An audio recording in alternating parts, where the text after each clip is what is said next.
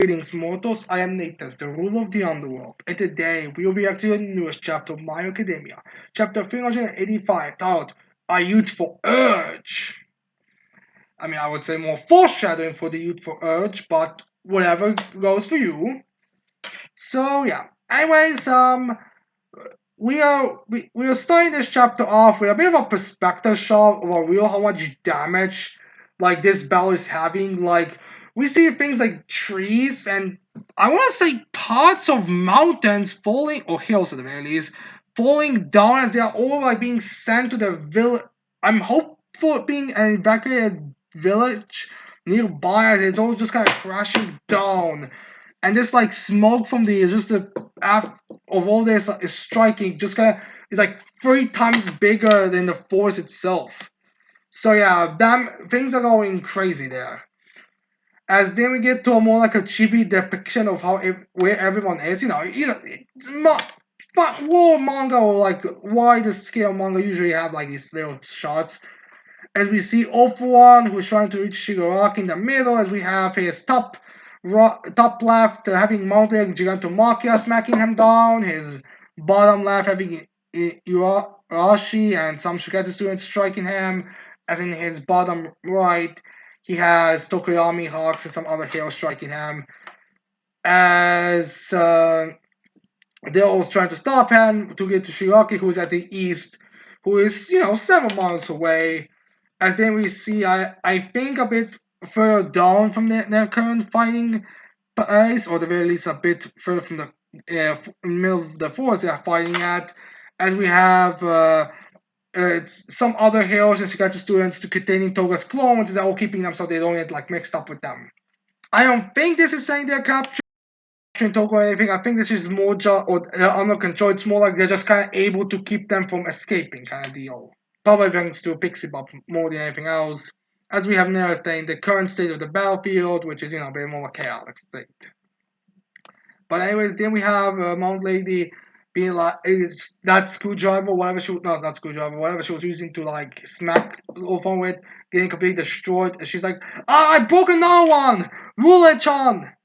As we have Faril-chan being like, all we have left are these Detonate items. So basically, they're running out of stuff to use. Oh, to be fair, her items are just kind of like small little small little working tools. So not really sweet, it's not impressive. As then we have Ghost Girl for Emily, I think is her name, throwing her a Detonate item that I'm not even certain what it is supposed to be. Kind of looks like a bunch of those like little throwing stuff all kind of gumbled together. Maybe it's Minato's quirk using Pop-Off to like hold him together since he's also there. As we have Minata is grabbing us and says, anything will do as long as we defeat this Demon Lord. So it's kind of like she's even referring to him as Demon Lord. As they have her huffing and puffing because she's exhausted. They have Tokoyami also striking down with all of his might. As Hux tells them, I'm sorry I can't do more to support you.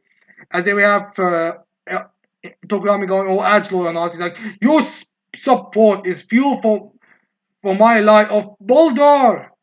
As he's smacking them down, as we see even more smacking, as then we have Mountains going with that item, which I'm not even sure what that's supposed to be. Maybe it's supposed to be like a whip kind of thing with spikes. Again, not certain. As then we have immediately the next page, Mount Lady getting swushed into her stomach area and sent into the air. Which, remember, Mount Lady is giant, is mountain. No, I'm not sure she's mountain size, she's just very big. I mean, she's not small, like she's a giant, I would say, but she's gets hit and just gets flown off, and she gets hit in the stomach. As in, I was like, what? As I was like, huh? As then we get a shot of Mount Lady's blood just gouging off her stomach, like, wait, did he seriously just use his, those like black tendrils thing to combine to like strike me? As they have Molly just kind of falling, and she's kind of bouncing from the damage, similar to how, like, just like boom, boom, boom. And then I'm screaming, lady! And then we have from this dirt going closer to Gigantomachia emerging, or I don't know, say emerging, and then we just see like a laser beam just striking at Gigantomachia, and that does a lot of damage. damage. It even like goes not only does damage, but also like makes Gigantomachia bleed. Last guy looks like he went straight through him, which is impressive because again, like not many can actually damage Gigantomachia. Most of the people can like at most like maybe do something like equivalent to like rubbing your fingernails into someone's skin that like leaves a bit of a mark, but nothing major that cannot be like healed naturally. Like that's the more damage most captors can do. But here we have him just like being stroken, one shotted by All For One. As then we have All For One just regenerating his bot entirely, as he says to Gigantomachia, "You fool, I'm going to kill you." As Gigantomachia starting to cry as his sides all bleeding out, as we have him completely falling to the knee on the floor, as All For One emerges from that rope that he was punched through, as he starts to speak with. Maybe it's the influence of my other self, but something dark is welling up inside of me. Aren't you already complete darkness? As he says that, and my God, they were really going for the kill shot because All For One right now is regenerating from his bones and inside organs because his bottom torso is completely gone. We can see his bones. We can see the flesh covering, connecting the bones, or not connecting bones, like that's in between bones. As it all is coming slowly back, as he used, we see the kind of laser beam thing he was using. As then we have Olfa saying, "I am the younger I am, the harder it is to control this urge," which is more of a hint to this urge. But anyways, then we have him using his ability again. As then we get like this, I guess, kind of showing of how the showing of this strike is, I guess, even his body is so damaged that even when using his quirks, this we could destroy it, but it doesn't matter because he's just regenerating. As he shots this our Dark Shadow, just kind of blows them away. I'm not too enough, but he probably was also blown away at some point. As he just sends Tokoyami and Hawks and everyone away. As then we have Hawks and Okami both look like they're going unconscious. As then we have Ofa saying, "It comes with a cost, but now I can draw out the full potential of every quirk, such as that incredible beam of light." Yeah, that beam calling up is underestimating it, but whatever. As if Kirishima on the whole, protect. I'm guessing he protected Shinso from the full damage. As Kirishima Tokurami! As Isana is continuing striking with, it says, "Keep attacking!" So he wasn't blown off. He just, was shocked the fact that three of the biggest guys got thrown out in like seconds. As then we have All For One saying, I'm guessing, "What a joy it is to be young." So yeah, then we get a blackout, as we didn't just get a panel that's supposed to show how insta defeat everyone was. Like we don't even get like a shot of. We just see a bunch of blood, and God knows where everyone else. It's just probably defeat and blood on the floor. And then we have All For One saying, "You've pushed me too far." And then we see Tokoyami or his clothes completely destroyed, like all his left his pants. Actually, even his beak's a bit cracked. Is he's bloody all as he All For One says, "No, so now I'm going to take that boy's quirk. Step aside," referring to Tokoyami's dark shadow, which I guess that was the quirk he's referring to, as he's holding Hawks by the throat. As then we see how this looks. And we see that Hawks actually went to use one of his remaining blades to like go it All For One, but it seems like he was just kind of going into his like a bit between his like a bit. I don't want to say he went into for the heart, but like somewhere in the chest, he went through it. But All For One doesn't even feel it. It's not like even damaging his regeneration. It's just nothing. As All For One tells him, "That's enough, Hawks. You did your best." And then we have a shot of Hawks' remainings of his quirks as All For One says, "Ear Wings. Even with your quirk factor in such a pitiful state, you managed to put up a good fight. Impressive." Now, I'm not saying this means that All For One's quirk, Fierce Wings version is going to be very weak as well, or it's just going to, go back to normal. It's because remember, like I think the idea is that quirks are completely absorbed. It's not like they and Hawks' quirk were going to regenerate. It's just that it was gonna take long because it was so fucking damaged by Dobby. So that's kind of a similar situation here where Hawks' quirk is gonna be transferred normally to off one, but it's just like it's gonna take some time to fully come. And they have awful Hawks telling off one. Even though your body is rewinding, the amount of quirks you have remains unaffected. What a drag! So basically, the reason why he was able to win so easily, like you just kind of get stronger by getting younger or return to your prime, while your quirks stay the same. So it's like, OP. So it's like you are in a form of pure best physical capabilities, but your power quirks are also at full capabilities. Some people are actually questioning in how the heck was Awful Mind able to beat Awful One because because of the sheer number of the shock defeats Awful One is able to do now. And just like first remember, Awful One was already in his hundreds and he was using a quirk that was sacrificing physical capabilities for longevity.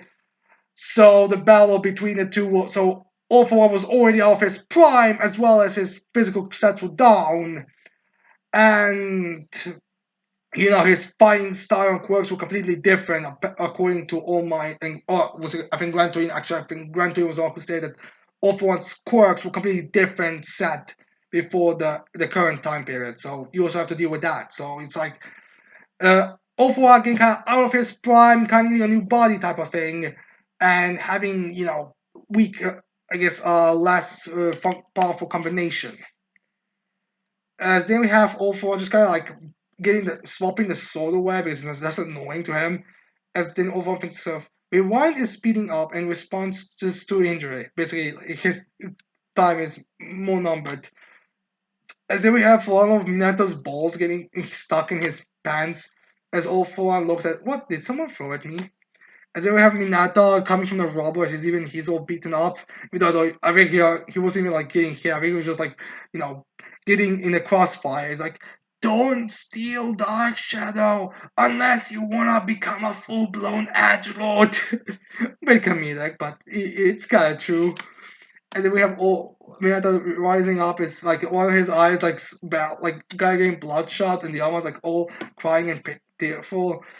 As then Melo says, if you're gonna steal something, take my pop off instead. You get the best hairstyle ever. You don't take Dark Shadow from Tokoyami. As then we see that close up of of Minata's eye, which is more like panic determination than anything else about stopping All For One. As in we have All For One.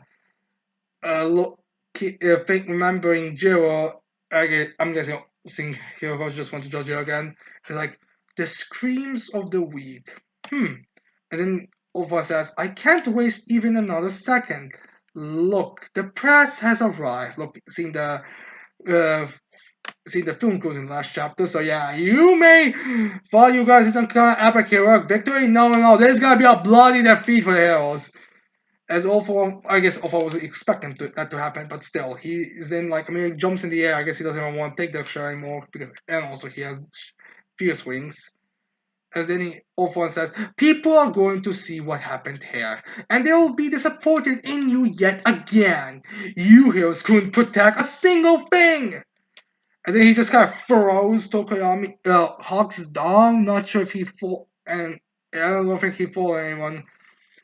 As there we have Hawk just kind of bouncing from the being thrown like that, like a ragdoll. As then he remembers she gets showing up as as the meat guy was like, as the faction receiving refugees from UA, we were assigned as a purely non-aggressive defensive force. However, the refugees have yet to arrive. Referring to that, as then we have Hawks on the floor, as like there is still hope. Unless this means that they're not in the area to get damage or something. I'm not sure exactly what he's referring to. But I'm guessing it's because, again, not in danger the areas. Then we got to underground evacuation system UA Shikatsu, which is one of those panels that's difficult to see in the unofficial translations. fiction. Say what you want about official translations having worse translations, but at the very least, those have like a nicer look to them and easier to see what's going on. But yeah, anyways, then we have someone screaming, "Why did it stop? The lights are out. I'm scared." And then we have uh, Natsu, Todoroki's older brother, second older brother, telling him, telling his mom and says as they are, I guess, as he says, it's like I guess watching over two of the children there, as as he's like, "Mom, sis, stay close to me." Do you also have a nice quirk? I mean, it's kind of difficult to say for some of these events because they're not allowed to use them. Then we have the main trio from from that like provisional, not provisional license exam from that train they had looking at tablet as the guy with the jumper quirk. Like, man, the others are all beaten up. As the other guy's like, that's a lie. It's fake news. Which, fine, not the guy kind of resembles Donald Trump, so it's kind of like that's the one who's saying it. Well, to be fair, that's kind of true, but still. As then we have some of the civilians looking a bit scared. I think we saw them when they were attacking King Daku, but we see them again here. As then we have some of them saying like, "What's going on?" As then we have them all getting a bit panicky. As then we have someone looking at the phone. We see the destruction and everything. As we have some civilians be like, "We place our trust in them again," but now as then we come to the headquarters with everyone.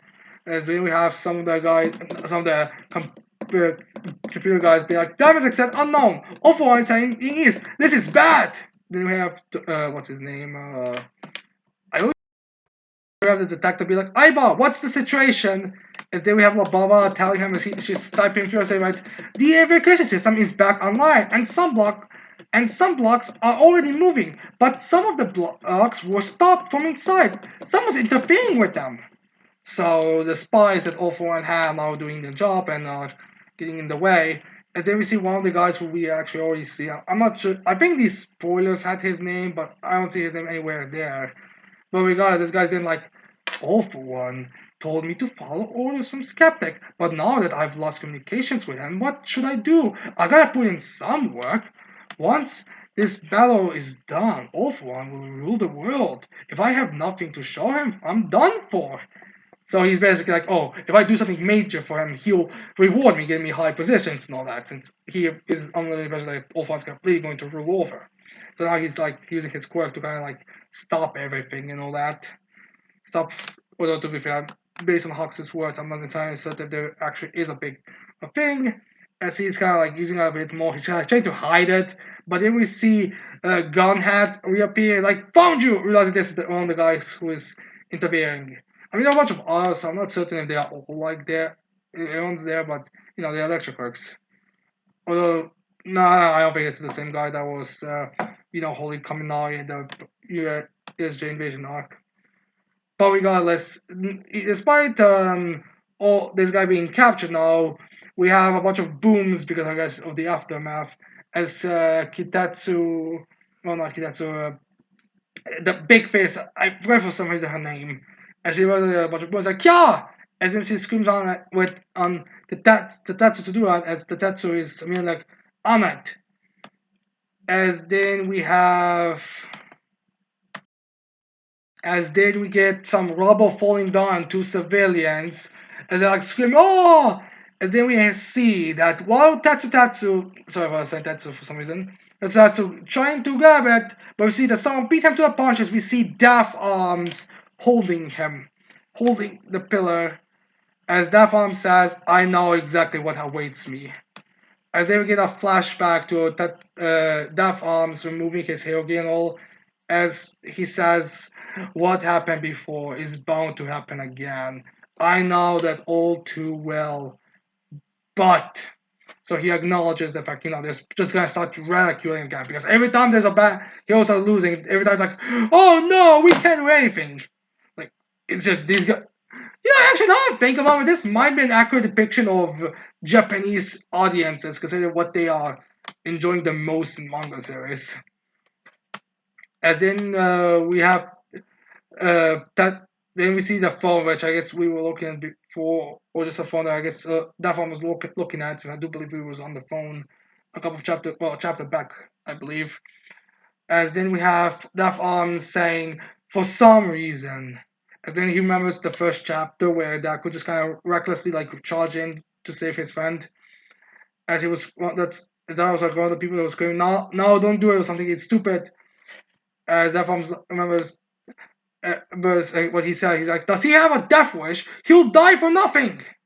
But that farms is like starting to cry a bit. It's like my body moved before I had a chance to think. Similar thing to Izuku, which kind of nice that he's the one who gets this kind of treatment. Like he's there, but like you don't know it. So it's not like he does have a kind of payoff. I mean, and to be fair, Never did say he or was it Never Hawks? One of the guys was like you would think he would have a bit more of a backbone, but he left. But no, it's also like, yeah, he does have a bit of a backbone when it's lessening the rest. But no, he's kind of going back. Which at this point, I feel like there's any help they can get. Like I don't even think there's gonna be a bunch of bitches for, oh, how dare you use your super strength core when things were falling down and we're in a crisis.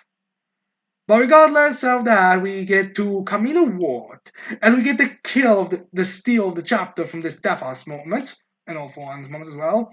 As we see a beaten up Shoto finally reappearing as Ida is holding him, having a walk as Shoto says, it's not over yet. So I guess Shoto wants to join the battlefield so he can go up against Darby. As then we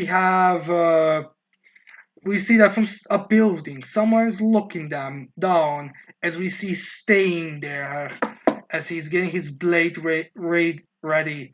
As the narrator says, this peeping figure is, as we see Stain there.